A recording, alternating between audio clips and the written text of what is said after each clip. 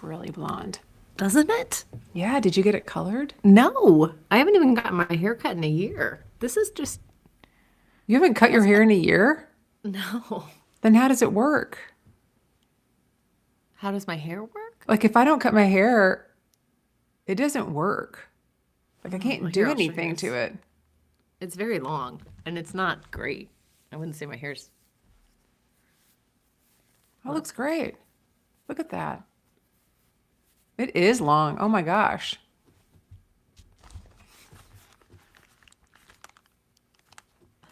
Anybody listening right now better Did you see pop that? over to YouTube. See how long Maggie's hair is. She's basically wearing a wig. I know. That I is the need. I longest it's been in a bit. yeah. I need to trim it, I but it can just trim it looks when I come so to visit you. blonde. Do you want me to trim it when I come to visit you? Yeah, I do. Okay. We're about to get a puppy that will require going to get its hair cut more frequently than I get my hair cut. So That's true.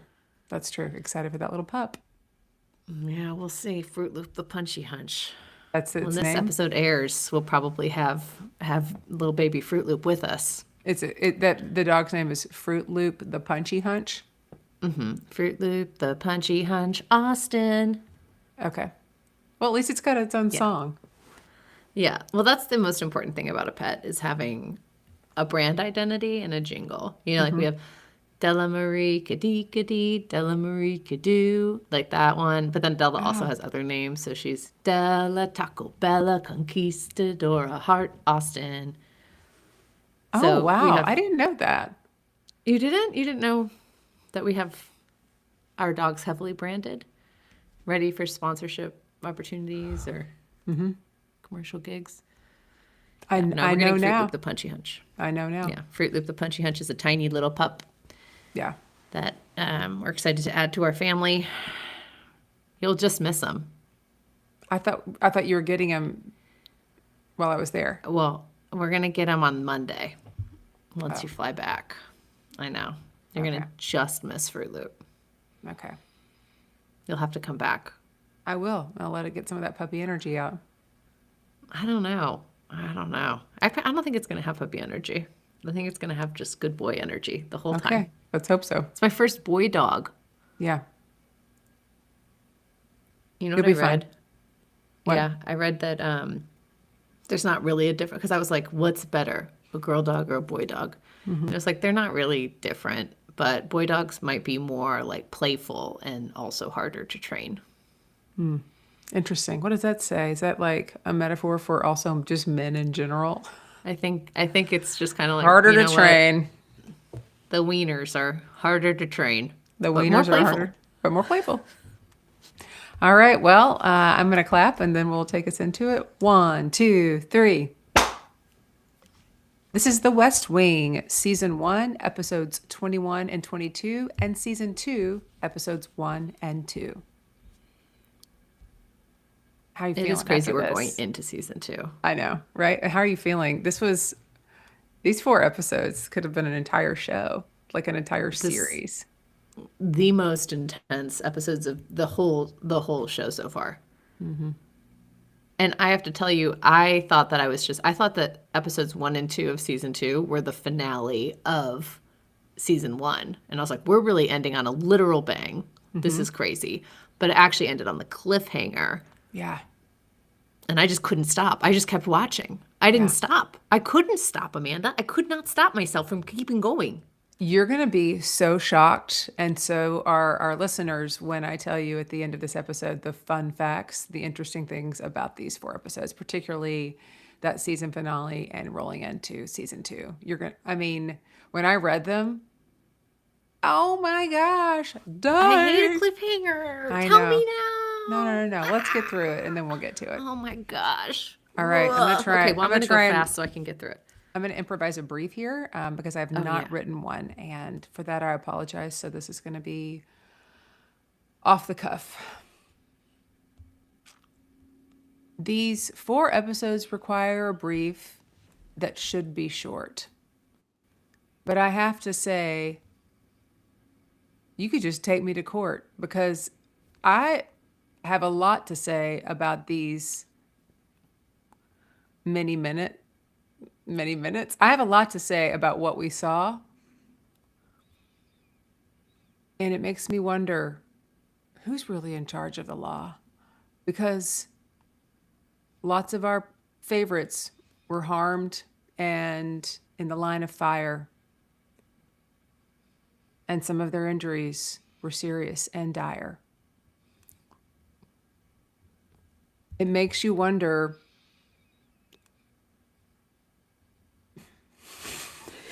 It does, period. That's it. It makes you wonder. That's it. In my head, I was like, I'm going to be able to improvise a really good brief because these are some of my favorite episodes of this entire series. Now, there's some other ones coming up that you're going to be like, oh my gosh. But these are so intense. And I watched the very first time I watched this, because I was like breaking it up in chunks. I watched what we watched and then kept going. I think I watched 6 episodes because I couldn't get enough. Not only of how intense it was, I also loved how the story of them was unfolding. Oh my gosh. Yes. The flashbacks. The flashbacks. I don't like to call them flashbacks because I know that's what they are, but it feels like it was done so much more intentional than just a flashback. Like it was truly creating, yeah, it was really great. I love how you called it, instead of a flashback, the story of them unfolding. Yes. Is that what you said? Yeah. It's like just so poetic, Amanda. Well, I have to make up for that shit brief I just wrote on the spot. You really shit your pants on the brief, but you got Yeah. a great, eloquent way to describe flashbacks. Thank you. Sometimes No, I that can pull was- it off. Yeah, that was really I love flashbacks from when we did Suits. Not Suits LA. That was too heavy-handed. Yeah. These flashbacks were so elegantly draped through the episode as we're watching everyone recover from a really traumatic event. Of course, we want to get back to who they were before when this was all starting. Of course, we want to see that. And it felt like so natural to just deepen these characters and give us so much more depth to them. I know. Oh my gosh. Ooh, I can't wait to hear what you have to say. And then I'll say a couple of things, I'll give my little hot takes. And then I just have to say, I have some real treats for you about this. And I need to pause real quick to get a little bit of my Medicine. liter of Coca-Cola today.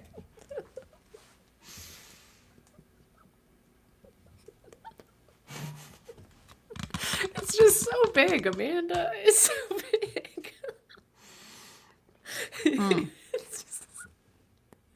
Well, I got it at the gas station. It's like a 40. It was like a 40 of Coke. When I picked it up, I was like, that feels heavy. And then I got in the car, I was like, oh, well, that is 33.8 fluid ounces of Coke. It is one. Does it even fit in your cup holder? No, I had it in a bag. Classy. Well, I had to get some sparkling water too. Yeah, because I was getting gas and I'm like, I haven't been feeling well, so I didn't really need any food. So I wasn't going to the grocery store. So I was like, I'll just pick up this Coke because that's what I need to be drinking. And so here I am with this huge liter of Coke.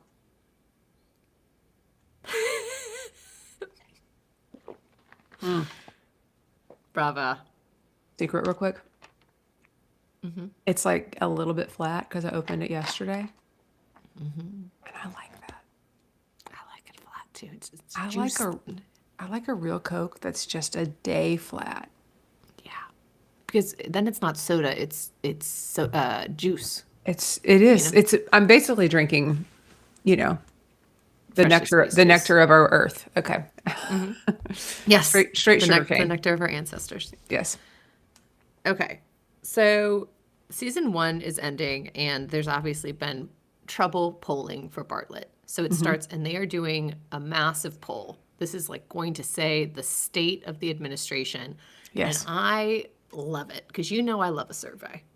You You I do. love collecting those data points. I like making some strategy based on how the people are feeling. You love love explaining a Likert scale, I love explaining a Likert scale. It's like your favorite thing. You're like, when you guys see this, let me show you why this actually is good and why it's not. Let's like do you the explain net promoter of this. Yes. What are we feeling? Yeah. So I loved that. And I also love that CJ, she's coming off, she's feeling bad from her mistakes of the previous episode. And she's the only one who thinks that they're going to do well. Everyone is like, we're going to hold or we're going to go down a little bit. Right. But she's like, we're going to jump. We're going to do better in the polls. She And says Leo we're gonna doesn't go even tell the up president. 5, right? 4, 5 points, 5 points. Yeah. 5 points. Yeah, she goes, we're going to go up 5 points.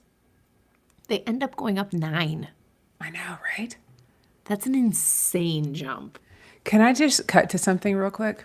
Yes. When they went up 9, the very first time I watched it, I started to tear up. Oh. And then when I rewatched it, a week or so ago for this, I teared up again Why do you think that affected you so much, Amanda? because they were all working. It wasn't just trying to get Bartlett an approval. I mean, it's the whole administration, and they had all just joined forces and were doing everything they could to really serve the people and get things back on track. And they weren't focused on themselves, and they were focused on like, what can we be doing that actually moves the needle and gets people excited for the Bartlett administration again. And I don't know, call me crazy. I feel like that would be so cool to see in an administration in real life. And so I think I cried out of longing. And also just seeing the camaraderie of it all, and camaraderie is probably a loose term here for this. Yeah, that's why. Yeah, they really found their stride. They did. They I found would their say. stride. They're like, we've got this. We can, like, it's not just about the rating, it's about and what other people think. I understand that's on the surface what a poll is, but it's like, are we doing our job? Right? Because they work for us. And so They serve at the pleasure of the people. yeah. So Yeah, I agree. And it was really special because it's like such a tense moment and they're all just waiting for these survey results. Yeah. And CJ's the one who gets to deliver it. yeah. And there's like weird nervous banter in the Oval Office while they're waiting. So Really well written. Yeah. Because that is how it is. That's how it feels when you're waiting for something Yeah. really big and you've been working and it's like a 2-day long process and so many people making calls. yep. I wonder how that works now because so many people don't answer their phone. Yeah, I don't know. I've gotten texts like, do you vote this way before? And I'll respond to those. But Yeah. I just got a call asking if I would support my rep. And I do. I'm going to vote for my rep. But the person who was calling, I couldn't understand the name she said. It didn't sound like the name of my rep. So I was like, I don't know. I'm going to have to like look more into that election. And then she's like, okay, well, here's the website. And I was like, oh, no, that's who I'm supporting. But she kind of mumbled it a little bit. I was like, you have to speak really clearly when you're calling people. Yeah, you really do. Also, that's a I hard didn't job. provide that feedback. I It's a just hard was like, job. okay, Yeah. yeah. It's a hard job, thankless job. But look at the joy it brings us watching it. I also, in this, noticed, this was specifically in Toby's office, but I've noticed it in other offices too. They all have so much stuff, like so many books and papers and folders and knickknacks and art on the wall. Like they're very full Maximalist. maximalists. And I really appreciate it because I feel like now on shows and things, it's like the set design is supposed to be sleek. It's supposed to be like, sure, there's things, but they're all in like order. You know what I mean? Like in All's Fair. All's fair, for example. Right? And that's not actually Even- how people are working. Even in Suits, it was like that. Even Now, in Suits. Harvey's office had a lot in it, but it was well organized. It was also like triple the size, so he had room to spread out. Yes. But he had like a lot of stuff on his shelves and everything. So and there were some stacks was so of paper clean. sometimes. It was clean, yeah. I mean, that's a private law firm where the budget is crazy. Like they're not that they're not cleaning the White House, but in the West Wing, but I don't know. I feel like that's probably what it looks like. Yeah, because they're working so late too, and you Yeah. do need to have access to your papers, and you have all your references, and it's basically your home. You're living there. Yeah. But I was like, gosh, I feel like when I think about the early 2000s, that's how people's homes were too. Usually, Yeah. like things are just like that's what we live here, and I just feel like now it's so Instagram ready for everything Yeah. that you don't get to really see what people's lives are. Yeah, I think I like it because I like that look. I think the we live here versus like dirty is different, but we don't see that. Like it's not a dirty place. Like they don't have No. so that's good. Yeah. So I like the, we live here look, Yeah, the stacks, like their stuff is out. Yeah. They're working. Yeah. They're living there. Yeah. I don't know. I just really noticed it in this episode. Speaking of Toby, who knew he had a brother? Well, he almost forgot about his brother. Relatable. Because today's my brother's birthday and I almost forgot about it. Do you want to go ahead and sing Happy Birthday to William right now? Yeah. Okay. Happy birthday to you. Woo! Happy birthday to you. Woo!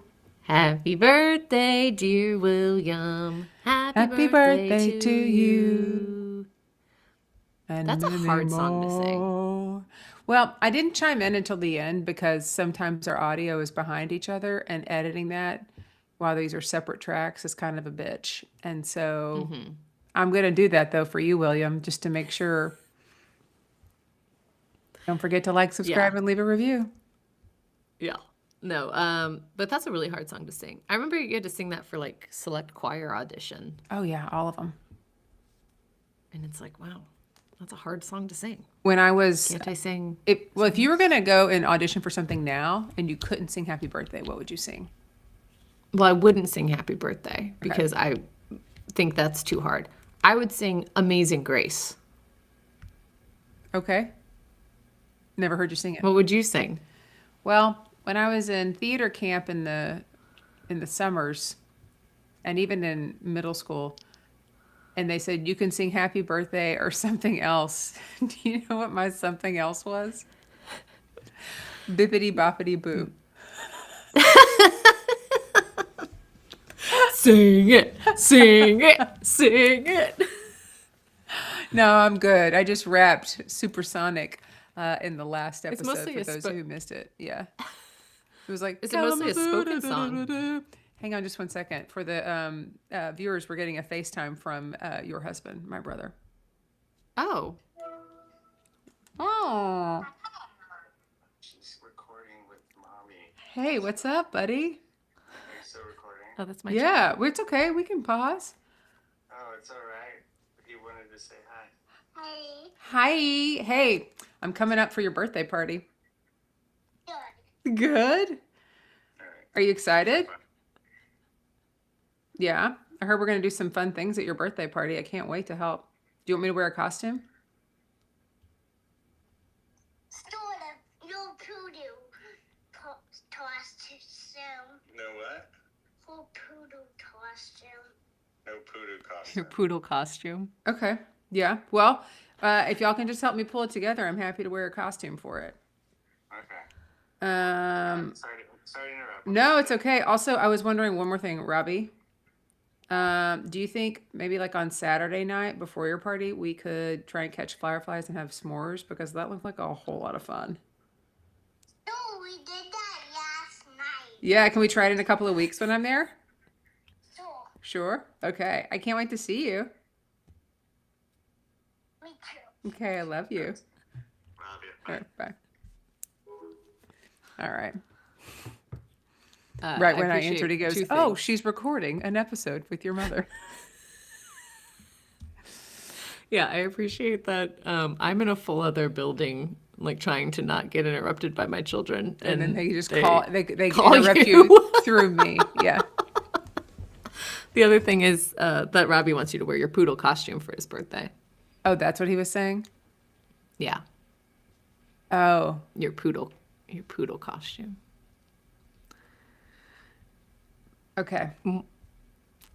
But you know what? He'll forget that. It's Yeah. Mario themed. A poodle doesn't make sense. Why don't we convince him that I should be wearing something that's Mario themed? Yeah, I Tell me agree. what it is. I I'll agree. buy it, have it shipped there. It'll be ready to go. All right, I will. We'll convince him. Poodle Okay. doesn't make sense. There's no poodles in Mario. Oh my gosh, I cannot fit that costume back on.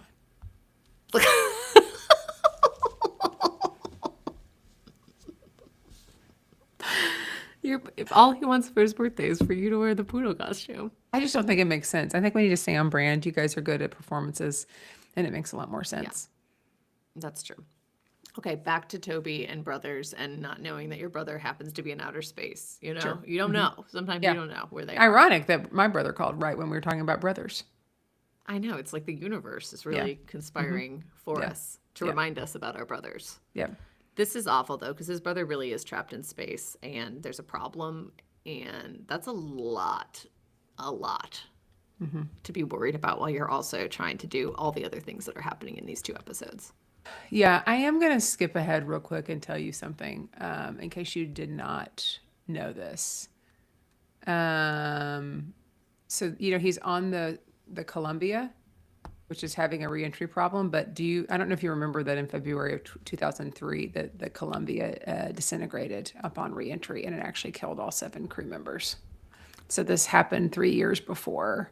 And this episode aired 3 years before. And then when the Columbia went into space and came back in, it disintegrated. And so a lot of people have had a hard time, like when they watch this episode as a rewatch, because when they watched it the first time, it hadn't happened. But then it ended up happening. That's not the kind of way that I want the West Wing to influence the real world. Yeah. That's I mean, awful. I know. I forgot about it, which is awful too. That's so weird. Yeah. Oh my gosh. Well, we don't know how this is going to play out yet. I don't think we figure it out yet, right? But I guess maybe it disintegrates. We figure it out. Do they die? In this, are you talking about in the West Wing? Yeah. Yeah. Oh. Do you not remember? Because they had this, right? There were 2 different, this was a, Yeah, this, so they this, landed. right? But I thought that was the poles. No, they landed. They were safe. It was both. It wasn't the poles. Okay. It was the takeoff of the fighter pilot who was down, and they had to get him out of the war Oh, zone. yeah, that happened. That was the first one, and then also it also meant that the spaceship was good. And so when they are at the town hall in Virginia, and they're all kind of walking around, because remember at the beginning of the season finale, we see the very end, and then they show it all shot from different angles, which I love. That when you come Yes. back and you replay it, you shoot it from a different angle. I mean, it's an easy lift, but they did such a nice job. But you see at the beginning Toby getting this, and he's like, Right. he goes, whew, and it's because it means that the spaceship made it in. Because Bartlett said, how do you feel about that? Go see your brother, once you hop on, once you go call your brother. It was kind of confusing, and now I feel like a real Leo, because Leo was like, "What is this? What's this symbol?" He was kind of confused about the symbols, and then I sure did chief of staff my way into some confusion. I was like, I don't, with the time hops and the flashbacks, I was like, not even knowing if it was season 2 or season 1. Yeah, it's a lot. I didn't know.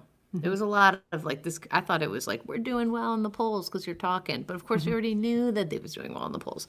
I don't know what was going on in my head, Amanda, but I'm glad those astronauts made it back and Toby's brother is safe. They did. But Because brothers are great. Yeah.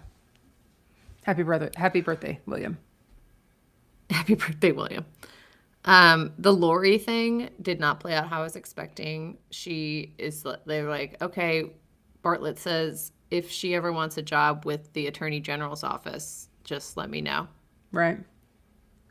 Like, what? Well, I mean, the show's And not then over. it's done? Okay, I guess. Okay, like you said too, obviously I want to spend the bulk of this talking about the assassination attempt. Okay. Season 1 ends with the bodyguard for Zoe looking up and realizing that there were shooters, and then we hear the shots ring out. And then it I thought goes she was black. going to get shot. Well, and then Yeah. the screen goes black, and you just hear people saying, "Who's been shot? Who's been shot? Who's down?" Right. You hear Butterfield over the it's him with his talking over and over again. I thought she was shot. Who did you? The Secret That's who you Service thought? I thought she was going to be shot jumping to protect Zoe. Because I thought that these were like the white supremacists coming after, and they were going to kill Zoe. Yeah. I thought Because it was looked like that. I thought it was the president and then somebody else, because I figured it had to be a main player of sorts, right? I didn't think they were going to kill anybody off, but I was like, it would be wild for them to kill somebody off this early. That's important. Yeah. Yeah. So then killing off somebody who's not important also kind of feels weird. Yeah. Well, I was shocked So then these I'm are gonna my give you. notes. I'm gonna give you one other thing here. Oh wait, yes, please. I'm gonna go ahead and give you this fun fact now. Yes. Sorkin didn't know who it was. He hadn't just knew someone got decided, shot. so they just filmed a whole bunch of coverage so that he could think of it on it over the summer before they came back, because he didn't know who it should be, but he had been like planting the seed and knew there was going to be an assassination attempt, but he didn't know who was going to actually get shot. And so he decided it would be Josh, and then they had to come back to the scene and film more coverage because he had decided it was Josh, so they needed it to be Josh and have that footage of him there. So, yeah, so that was not shot in one fell swoop because Sorkin didn't know. And I think it's worth noting that this was a really big show and had a really big budget from the network. And to run that fast and loose for Sorkin to be like, I'm not sure who it is. We're probably going to have to go back and film twice because I won't have enough coverage. Isn't that crazy? And make it look exactly the same is crazy too. Yeah. Like how wild. Yeah, Because 'cause that's, I I think, why I thought it was all part of season 1, because it's the same scene. Yes. It's not like time hopping or anything. Like even these episodes time hop so much, but this is like these They four just episodes pick right take back up. place Yeah, yeah. in one day, you know? That's wild. I was shocked it was Josh. I was also shocked the president's in the car. Oh my In like the gosh. SUV, in the limo, and he's talking to the Secret Service agent, and he's like, "You need to go to the hospital for your hand." Right. And then he's like, "I can't believe Zoe's throwing up back there. I want to go check on her." Turns out he's been shot. Because blood starts coming from his mouth. And then Butterfield's like, Mr. President, like, and pulls him over, turns him over and sees. Oh my gosh. And how quick the hospital has to turn it around. Well, when she gets What an that call episode on of the The red Pit. phone, right? It wasn't very much an episode of Pit, but when she gets that call on the red phone, it's just like, I do not have time if this is a drill. They're like, this is not a drill. And then whew, those cars pull right in. Dude. They cleared people out They're out of there fast, too. Yeah. And they're like, exit here, secure this, secure that. I mean, Damn. it's really impressive to watch that, like how they know where everything is. And that's 25, 26 years ago with the amount of technology and the information we have now, how they're able to, like, in 2 seconds, walk into a building and know in 25 feet from here, there's a door and it heads this way. You know, it's incredible. Yeah. To be able to coordinate that many people that fast. Yeah. I think it's also, though, very clear because they have such distinct marching orders. And I think Yes. that makes it easier, too, right? It's like, I'm the person who goes in and tells you where to go for the exit. It's Yes. like, I listen to where you tell me, and then I stand there and I do XYZ thing. Yes. Like, everyone knows exactly what they need to do.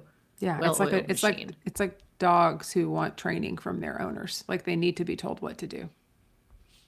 That's a good reminder as we go to pick up Fruit Loop the Punchy Hunch. The Thank dog you. needs discipline. Letting it just roam freely, it should be Nope. like 80% discipline and then 20% it can have fun. The 80-20 rule. Like the dog needs discipline. It's looking to you for direction, Maggie. And the I'm the kids. alpha. And it's got to be the same direction from all Same 5 commands. of you. Yeah. We're going to be a well-oiled machine. This Fruit Loop's going to be the Secret Service of dogs. I can't wait. People are going to be like, I can't believe how well-behaved Fruit Loop the Punchy Hunch is. Yeah. What an incredible working dog he is. Yeah. Yes. We've gone with a lap dog. So Yeah. its job will be Snuggles. Yeah. Also, kind of crazy that there wasn't a cover, and the press is really picking up on this. CJ has to go deliver press briefings, even though she has just been in a crazy traumatic event. I know. Which is just like, oh my gosh. Like, there's no one to back up. The work still needs to happen. And she's in this horrible trauma, and she's talking, and the press is like, why wasn't there a canopy? And the reason there's not a canopy is because Toby wrote the memo to the Secret Service saying, he doesn't want to feel confined. President Bartlett doesn't want to be under a canopy. But Secret Service is like, we're going to take the metaphorical bullet for this, and we're just going to say we don't comment on security. We're not going to say that you wrote the memo. You're not taking the blame for this. Right. Dang. Wow. I know. That's so big of them. Yeah. They're important people. What a moral code they're abiding by. Which is like kind of also crazy. Also, as we head into season 2, something that's smaller because I want to talk about the assassin, all of that stuff. But I noticed that Donna's in the credits. Yeah. She's going to be a major player, huh? She is in these two episodes, yeah. She's important. Yeah. We even see her backstory because love a flashback. Yeah. She was like 700 different majors, which I appreciate. And then Dropped out to support her pre-med boyfriend, who then dumped her. Yes. And she's like, I have to make something of myself. And she finds her way into the Bartlett campaign office. And she becomes Josh Lyman's chief of staff just because she picks up the phone. And she's like, I'm going to do this. And she is determined and she has no shame. And you go, girl. You do it. So what's interesting is that another fun fact, I'm just going to pepper these through as they come up. Yes, please. That because of that scene and because of that backstory, a lot of people over the years at different like West Wing, events and panels and everything have come up and said to people, and Allison Janney has specifically called it out, that a lot of people got their jobs a lot of people got their jobs on a campaign and thus in an administration because they followed that Donna Moss rule. They just went in and did what she did. They just walked in and said, I'm here to work, and just started working and worked their way into a campaign and then ultimately an administration. So I think that's really interesting that they didn't just like wait to get hired and submit an application. They just went in and did it, which I think is kind of how you should do everything in life. Like if you're waiting for somebody to hand it to you, it's not going to be handed to you. Nobody cares. You have to act like it's yours already, right? Yeah. Like act like it's already there. Yeah. And I think that's also a unique place you can do that because you can't just walk into like a restaurant and start serving food, or you can't just walk into an office and start answering phones. But when it's a campaign and it's all volunteers, it is like you literally can just start doing the job. Yeah. But you just go in there and like, she kind of gave herself a promotion. It was like Josh Lyman's assistant, right? Yeah. Automatically. And he's so sweet. It was interesting too, like the history with Josh and Sam and how they had been That- on I the hill loved that. together. But Sam is now basically working for Harvey Specter Yes. in a high-rise tower fighting for the bad guys. And Yeah. then he just can't. Like his moral code won't let him. And he's excited because Josh is excited about Bartlett. Because Josh is working for Hoynes. This is when He's working the VP. Right, Yeah. which we got a taste of that when they went on their meeting, which was actually a run at 2:00 in the afternoon, which I was like, oh my gosh, can you imagine? If I was a runner and I was a politician, I would do that to people on the other side. I'd be like, I'll meet you at this time and you can come, or you can come with me to my Soul Cycle class. Or come with me to I a would tap- start a running tap just to class. do that. Yeah, Yeah. come with me to my tap class. But so we knew a little bit about it then, but this is like really we see it actually in action. And I love that scene so much when he is soaking wet and he shows up back to Sam's office again and knocks on the window and he's like, see my face? And Sam's like, I'm going to New Hampshire. I'm getting out of here, I gotta go. CJ, her job, she back then was making $550,000 a year. And that's, 26 years ago, and being a publicist and working in a PR firm in Hollywood. Yeah, which I did note was surprising because when they do that Hollywood fundraiser in season 1, she gets approached to do development and she goes, what is that? Like, I have no idea. And I was like, you know what development is because you were in PR for films. So you Yes. have to know what that is. That felt like a little like, wait, you worked in may not- Hollywood, but you didn't know? But they didn't know that. Maybe Sorkin didn't know it. If he didn't know who was going to get shot, he may not have known CJ's backstory. That's true. But it was like, you already put her in Hollywood and she didn't know anyone at the party. Like, you'd think she would be like, oh my gosh, it's my old friends. Yeah. We're back in LA. Back in LA. Yeah, she was making a lot of money. And then she got fired because she didn't get this head of a studio on a list in LA. And that felt so LA. so LA. So LA. Like, I've dropped 3 spaces on a top 30 list of most powerful people. And it's like, this list literally doesn't matter. Right. It's not actually. It does not matter at all. Yeah. Okay, back to everyone getting shot and how scary this is. Because we know the president also has MS, but no one else knows that. But I was surprised that the first lady said there are 14 people that know it. Yeah. Well, they have 3 daughters, and then they have Leo, and then they have the vice president knows, and then they have probably her, so that's 6. And then the rest is probably his medical team, That's true. because you don't just have one. Like when you've got that, there are other, specialists that are like ancillary to your, primary care physician and whoever is managing your MS. So probably his medical And team. I'm guessing they had to tell the anesthesiologist because that affects the dosage. 100%. And Like, she tells never him, lie about your medical history. Mainly when you're going under, I mean, never lie about it, but like you've got to tell them everything, because particularly an anesthesiologist, if they don't know all of the medicine that you're on and any conditions that you have, like I am exhaustive with an anesthesiologist. They're like, okay, I'm sorry you had the flu last year, but like, because like that has been drilled into my head that, I mean, they're putting you to medically to sleep. yeah. And you want to wake up. You want to wake up but you also don't want to wake up early. No. No. Okay, wait. Which would be worse? Not waking up or waking up early? Well, I think you'd only know one of them. I would almost rather not wake up than wake up early and see what they're doing to me Yeah. and have to live with that forever. Yeah. Oh my gosh. Ugh. That's why, Yeah, like, don't- obviously, you can't lie about your weight because they need to know your weight. Then, and even if Which is people, crazy that they would just take your word for it, though. well, they usually weigh you, but if they don't, those beds have a scale on them. Yeah. Oh, yeah. Yeah, they know. They know how much you weigh. They know exactly how much you weigh. Even when you fart, they're like, lost an ounce. Yeah. Yeah. But then she even tells the anesthesiologist, she's like, there's only 14 people, you're number 15, and do with that information as you will. If you want to tell everyone that he has MS, go ahead and do it. Which is also kind of, though, HIPAA, you'd think they can't tell. But do you think that's just such juicy goss that they're going to It's juicy say goss something? that, like, they could be paid a lot of money, if they're not For a if they- story? yeah, for a story. And do you think they'd be sued? If they could take it back to who knows, right? But Yeah. who's to say that like another one of the people on the medical team was like, well, it's interesting that the president was having surgery because I know that he already had, it could have been somebody Yeah. else. So if they couldn't point it back. Anyways, it didn't seem to happen at that point, at least not in these 2 episodes. Hang on just I one mean, second. it was such a, yeah. So sorry. Yeah. Other people's backstory that was interesting is, oh wait, I'm sorry. Let me continue on this. So we hear the anesthesiologist, and then Bartlett also has not signed a piece. So first of all, Bartlett doesn't want to be covered by Canopy, and he's also not signed a piece of paper that says who's in charge if he's under anesthesia, if he is like incapacitated, who's in charge. This is a problem.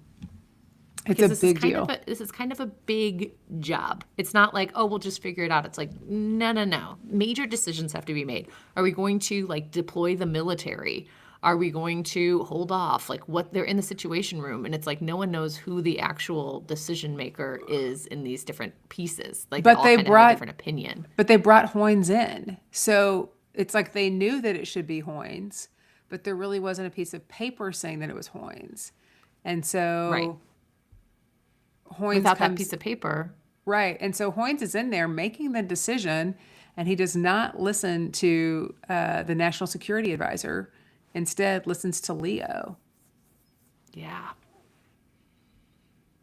Yeah. I mean, I would do the same though. I would listen to Leo. I was like, Yeah, the Leo's president's running probably the going to country. listen to Leo. Leo's running the Leo country. runs the country. I would definitely do that. I don't know if it's going to bite him in the ass, but that's what I would. I was like, that's the right move. Don't make a huge decision that's against what the president's chief advisor is saying. Like, Leo is the person who the president listens to the most. He has the most context on this, besides, obviously, the national security advisor. But Yeah.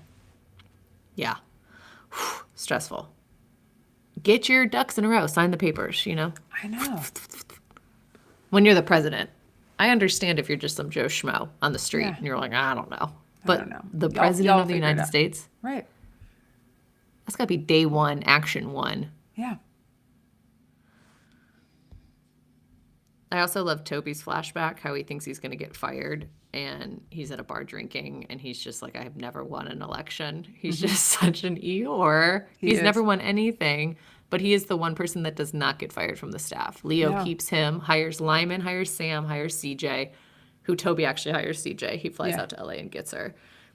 So they all have like these loose connections, but Leo's the one assembling this dream team, and he's cutting all the New Hampshire bros that have been advising Bartlett as a governor. He's like, goodbye. Yeah. You're all gone. And we see them in the campaign office, and, you know, they keep talking about how Bartlett is so warm and kind and everything. And he's kind of a jerk. Which I feel like is realistic.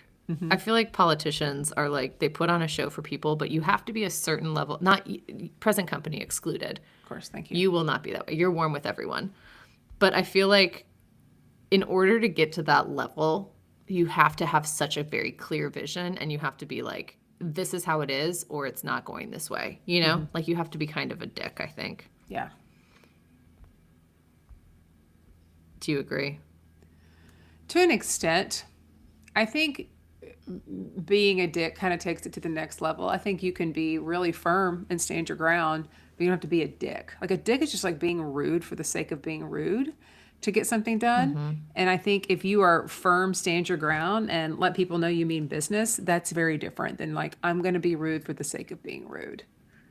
That's fair. That's Also, fair. I used to do that all the time. That was my MO. It was like, I'm just going to be rude so I can get things done. Because I was so frustrated when I couldn't get things done when I was polite. Hence AT&T. Yes. Yeah. The AT&T I mean, story. sometimes I you had have an to. ADT. I had an ADT story too, just to get stuff done. Yeah. And sometimes you got to bust that out. And you know what? There's so much stakes and so much pressure. Yeah. You know, when you're in a situation like this, or like you're running for president, or you're running a business, when you're in charge of things and it's like Yeah. you're the face of it, sometimes you got to be a little like, get your shit together, ATT. Right? Yeah. Something else that I actually had known, because I don't know if you know this, I posted on TikTok and Instagram a reel of our top 5 favorite presidents, and it was all Josiah Jed Bartlett. Yes. So I Googled, and I was like, I want to make sure I'm spelling it right. I was like looking for pictures, and I actually spelled Bartlett Bartlett. And there's the Josiah Bartlett that I think they're talking about, who was a New Hampshire congressman during the, like, before the United States was even formed. Like, it was, Oh. do you know that? Uh-uh. This guy. His name's Josiah Bartlett. Wow. Yeah. Interesting. So I found him and I was like, whoa, is this? And he's from New Hampshire. He was a physician, a congressman, judge, and state president, and then a state governor Wow. representing New Hampshire. We'll have to do some deep dive and figure out if there was any tie to that or any inspiration for Sorkin. I feel like that's where the name comes from. And then they talk a lot about how, like, he's from this family of New Yes. Hampshire, basically royalty. Royalty, And so I was like, yeah. that's interesting that his name is the same as this guy, spelled different though. One Yeah. T versus 2 T's. Yeah. So it is a little space for fiction. But the fact that he's a physician and Dr. Bartlett, I was like, I think that There had to be some inspiration here. Sorkin was just looking up names of old politicians in random states. And he was like, this guy, Jed Bartlett, is going to be the name. So good. So good. Last piece of things that I have to talk about is the fact that it was not the president who was the target. It was not Zoe who was the target. It was our very sweet and lovable Charlie who was the target. Which, for a character who was added late because of criticisms of diversity of the cast, boy, has he made an impact on plot. Holy moly. Yeah.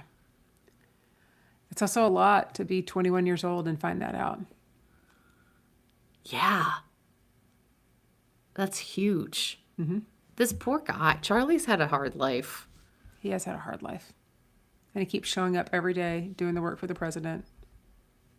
For a job he didn't even want. I know. He just wanted to be a At little white first. messenger. Yeah. But although he was excited when Bartlett used his information, like In the town he was hall. excited when he used it in the town hall. Yeah. So it's like he's been bit by the bug on one end, but he's also facing some really serious, crazy consequences of just existing on the other end. Yeah. So those are the things that I have before you pepper me with this information that I've been waiting for with bated breath. Well, a lot of it I've already Bartlett told bated you. breath. But here's a couple of things. So Georgia Fox is the actor who plays Zoe's guard, right? Bodyguard. She's the bodyguard. She's Secret Service. During the final shot of What Kind of Day Has It Been, which is season finale, one of the limousines drove over her leg. Okay. And she kept working the scene until the driver ran to Sorkin and told him. And so she was rushed to the hospital, treated for a broken foot, and then she came back to set. And Sorkin says that she apologized to him and said she had missed her mark, and she left the show after that shortly. Sorry, I shouldn't say that out loud. Oh my cut that. gosh. She's not around forever. Yeah. Well, I would she was quit like- if I yeah. were her. Yeah. But she's back for season 2 for the first couple episodes. Yeah. She was also in 15 seasons of CSI. Yeah, she did well for herself on CSI. Yeah. That's crazy. I wonder if that inspired him to write Bartlett, just continuing on and not even acknowledging that he was shot. Mm-hmm. You know, like in the chaos of everything, just continuing and trying to do your job. Mm-hmm. Oof. You know what else? yeah. One time, it was senior year homecoming, and my friend Sean and he was driving. So we go get in the car and we got to pick up this guy Bobby. Okay, and we're late. We're late for the game because we've spent a lot of time painting our faces for homecoming. Of course. In face paint that would not actually come off. I had half of a maroon beard for a long time. We're driving and Chandani goes, she rolls down the window. She's like, "Get in the car, Bobby." And he goes to open the door and she starts to move the car. She runs over Bobby's foot. Bobby's like, "You ran over my foot." And she goes, "Just get in the car. We're late." And so he just gets in the car and he goes, "You ran over my foot." And she's like, we're running late. Come on. Chandani. And we just went to the game. His foot was fine. He got run over by, it was just a small car, but it was like, this is serious. Sometimes you get your foot run over and you have to continue the scene. Sometimes you get your foot run over and you have to get in the car because it's homecoming senior year. Yeah. Okay? Get in the car, Bobby. Get in the car, Bobby. We're going. We're going to the game. Get in the car, Bobby. We gotta go to the game. We're running late. Get in the car, Come on, Bobby. Bobby. Your face isn't even painted. Why are you late? You know? Oh gosh, that is so funny. Yeah. Okay. What else? Couple of things. I've already peppered in a few things. Let's see here. In a Shadow of Two Gunmen, which is the beginning of the 1 and 2. Sorkin won a Emmy for outstanding writing for a drama series. Let's see here. Oh, another thing that I'm going to have to fact check this, like triple fact check it, because I have quoted this, but there is a quote that Bartlett says that decisions are made by those who show up.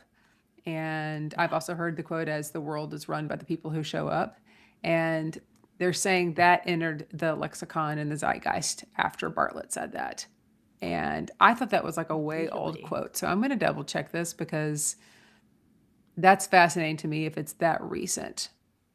But it's true.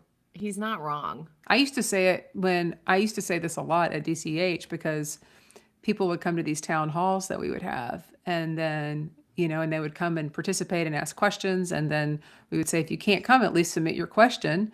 And then also questions are asked live there. That's why you come, because we might say something. You think, oh, now I have a question. And they're like, well, I didn't even get to say anything. I'm like, well, you weren't here to voice what you had to say or ask a question. I mean, like, the world is run by the people who show up. It's true. Make the time. Right? I don't know. I thought that was fascinating that that's such a young quote. Okay. Yeah. Let's see here. Oh, also kind of worth noting. I don't really know why it's in my fun facts this week, but Bradley Whitford originally auditioned for Sam Seaborn, and Sorkin refused to cast him. And Whitford started campaigning for the Josh Lyman role for like months. He kept saying, I want this role, and he kept going back to Sorkin. And Sorkin said he wrote a lot of season 1 and 2, and the ideas of 2 with Bradley Whitford in mind, but he wanted him to work for it, which is kind of like a little bit of a jerk move rather than just giving it to him. Kind of a dick. I know, right? So I thought that was interesting that he was supposed to be Sam Seaborn. So that makes me ask you, a little depo here, how would you feel if Bradley Whitford was playing the character of Sam Seaborn? I think Would you feel the I'd same? like him better. So you Because actually here's the don't thing. Rob Lowe. No, this is the difference. I think that the way Bradley Whitford plays all of his characters is just so endearing. And I think the way Rob Lowe plays all of his characters is like a little neurotic, right? Like he brings a neurotic energy to the character and it's like very straight-laced and very good, but I don't see he's not like a soft guy. He's not like a soft player. And Josh Lyman is like there's like this moment where it was like I don't even remember what the line was. They're like, "Oh, well, I'm surprised you're not married." And he's just like, "Well, take a good look," or something. You know, he just like says things that are just so Off the cuff, yeah. the way he delivers it too is just like, like it just like rolls off his shoulder, you know? It's not like a hit to him. And so I feel like he's just so self-assured as a character, no matter what he's a bad guy. He plays bad guys sometimes, and I still love him. Bradley Whitford just brings something about the way that he performs that is so gosh darn lovable. Same with CJ Craig, you know, like what's her name? What's her name?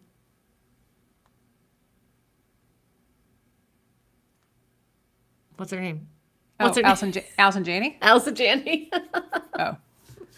She's also just like delivers things in a way that just feel like a real person, I know. a lovable real person. I think this is another time where we'll take the opportunity to go ahead and ask both of them to join us. You know, we get to see them again coming up in another season of The Diplomat soon, and I think it would be really great if they would join us. It's literally my dream to have both of them on this podcast. If together,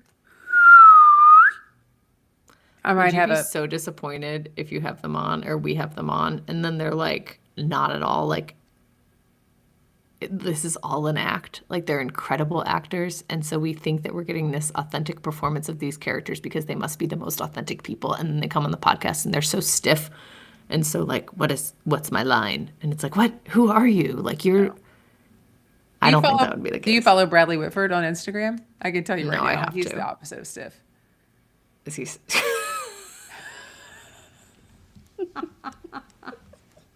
Sorry, Brad. That's not what I meant. Brad? Be wit. You know? And that's about it. Those are, I think that's because I peppered in a lot of this other stuff earlier, like That's the wild. Columbia, but also the him not knowing who was going to be shot, her Georgia getting run over. Let's see, decisions are made by the people who show up. Donna answering the phone. That's how people got their jobs. There's a couple of other things in here, but they do foreshadow into later on in season 2, so I'm not going to say it. But I am curious because we've been running for a bit on this one. We knew this would be a longer episode. What your predictions are for the next 4 episodes? Well, let's hop in a limousine and I'll run over some feet on my way to Prediction Town. Get in, Bobby. Okay, here's my predictions. Last episode, I was like, I don't know if Charlie and Zoe are going to make it. And some might think this episode is going to be too much trauma and it's going to break them apart. They're not going to be able to wrestle with this. This is a huge honking thing for them to deal with as such young people. Right. I actually think that it's going to bond them, not break them. Okay. I think that this is going to be like, we're dealing with a lot of things, but for some reason we just can't quit each other. And now this is also like the sunken cost fallacy, right? Of like, we've put so much into this and we've dealt with so much that we actually can't break up ever. Right. Like we've gone through so much adversity. Right. So I don't know. That's a pretty bold prediction. It's kind of against my gut, but sometimes I think I got to go against my gut on it. Okay. I think that Bartlett's polls are going to skyrocket because of the assassination attempt.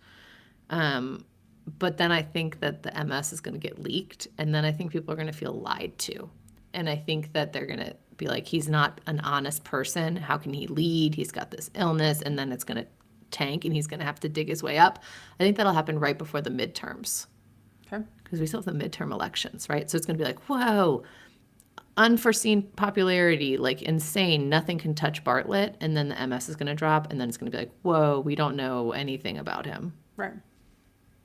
which isn't really fair because I think medical stuff is not really anyone's business, but I understand it's the president and people want to know. This is just a pie in the sky thing, but we started season 1 with gun reform. And I think because this is a fictional story, they will pass even stricter gun reform because of the assassination attempt. Okay. Because it was kind of like this is a loosey-goosey, not really getting much done with the gun reform. And now I think that because, again, this is fictional, this isn't real. And so while that makes sense that something would happen like that, I think it can only happen in a fictional world. Okay. Those are my predictions. Okay. Those are great predictions. I can't confirm or deny any of them, but I can't wait for you to watch the next 4 episodes. And then I'm so nervous. we'll record those at our Pennsylvania studio. Yes, can't wait to see you. I know, it's going to be so fun. Thanks so much for tuning in. You can check us out on Instagram, TikTok, and YouTube. You can listen to us on Apple, Spotify, or anywhere else you get your podcast. And don't forget to like, subscribe, and leave a review. And if you don't know what to say in your review, you can say cliffhangers and more seasons of this show. Well, let me do a different one. I don't know what I was going with. My brain really farted on there. It's okay. How about this? This show is a gas even when the girls have brain farts. Great. 5 stars. 5 stars.